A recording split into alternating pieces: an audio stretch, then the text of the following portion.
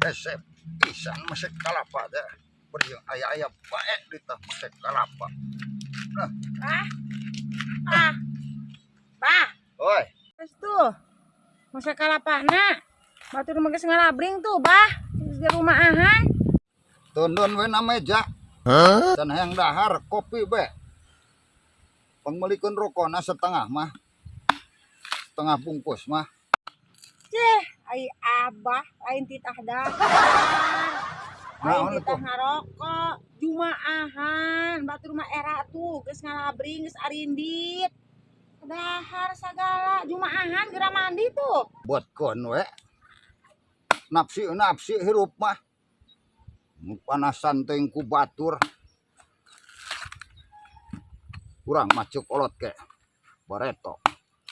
Ari hirup ulah sok beunang kabawakeun ku batur, ulah sok sakabawa-bawana. Mantekeun we atuh.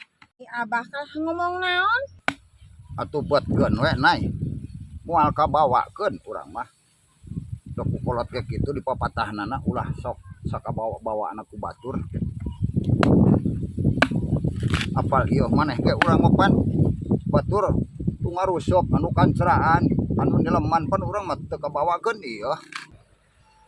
Ai abah.